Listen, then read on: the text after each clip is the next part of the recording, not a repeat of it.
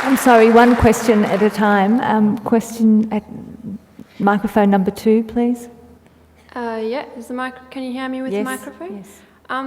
Well, for me, when I hear the stories of what the Buddha said about women and things, it doesn't so much call into question for me whether women are equal, because I know we're equal.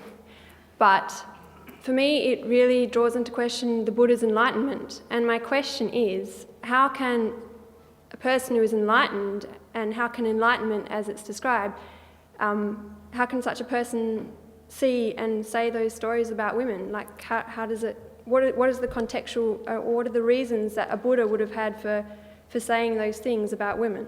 Is there anyone on the panel that you would like to direct that question? Anyone who's got an answer? I think that's, why I try to, obviously I didn't get to my, intention or my purpose.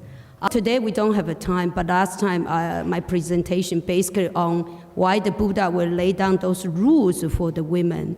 For example, let me just put it, there were the 8 rules. So the first one will be that for a senior nun to bow to a monk, just ordained on the same day. That means the senior nun bow to the junior nun. The first one I want to tell you that I am ordained in a order. We have 1,500 monastics, and among them, 1,200 are nuns. So indeed, the majority in our temple are women, and also, but our founder is a monk. And I don't see the problem there either. So also, my teacher also very much emphasized on education. So in our temple, many nuns were sent to for advanced study. So indeed, in our temple, not just have a secular, not just have a Buddhist education, but also have the secular education as well. Many, PhD and master or bachelor degree.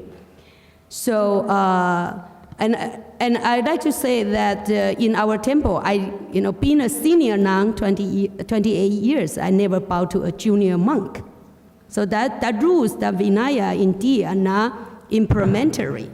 Okay, and but a lot of people, when they look at this rule, they tend to think, how come Buddha will put the women in the inferior position, and the Buddha hold discrimination against the women? But if you go back to during the time of the Buddha, that the monks' order was established first. So at that time, you probably see the 4 castes from the society, include untouchable. For example, Upali was the untouchable, become a monk. And when the Mahaprajapati become a nun, make a quest to become a nun, and followed by 500 Sakya women, you know what? They're all from royal family. And think about the monks at that time. They could be a servant and could be a slave, for this royal family.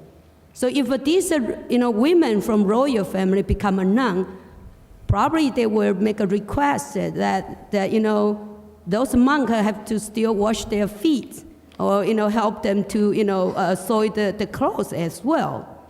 So I think that very interesting. Nowadays we look at these rules as a gender issue. But very interesting, if you bring back to, during the time of the Buddha, I find it's very interesting. It's a social, status issue.